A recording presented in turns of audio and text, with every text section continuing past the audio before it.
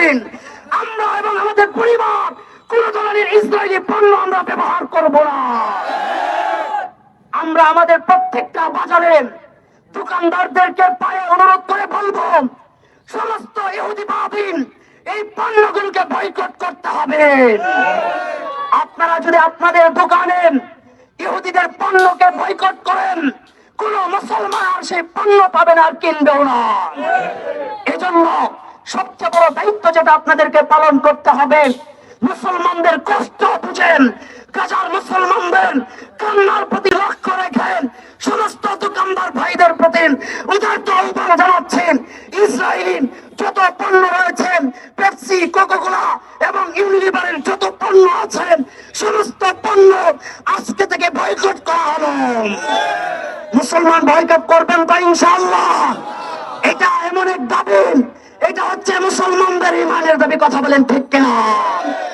আর এদের পণ্য যদি আপনি বয়কট না করেন, আপনি আপনার ভাইকে হত্যা করার জন্য সহযোগিতা করবেন। আপনারা কি চান আপনার টাকা দিয়ে আপনার ভাইকে হত্যা করা হোক?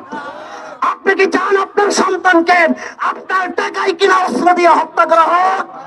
আপনারা কি চান আপনার টাকায় কিনা বোম দিয়ে আপনার মা বোনকে হত্যা করা হোক?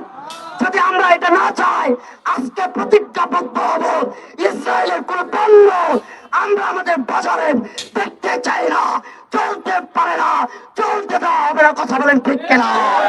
শুধুমাত্র এই ঠিকের মধ্যে থাকলে চলবে না, প্রত্যেকটা দোকানে আমাদের আহ্বান পৌঁছে দিতে হবে, ইমানের দাবি পৌঁছে দিতে হবে। ইহুদিবাদী কোন পণ্য কোন মুসলমান ইমানের দাবি করবে, তারা তাদের পণ্য রাখতে পারে না, পারে না, পারে না। প্রত্যেকটা তাওহীদি জনতা, আজকে এখানে আমরা বিক্ষোভ মিছিল করবার জন্য উপস্থিত হয়েছি। হাজার হাজার লাশ আজকে ফিলিস্তিনের, আজকে ইহুদিবাদীদের হাতে মুসলমানদের রক্তে রঞ্জিত, সেই ইহুদিবাদীকে আমরা সহযোগিতা করতে চাই না। কথা বলেন ঠিক কিনা? পণ্য বয়কট করবেন তো ইনশাআল্লাহ?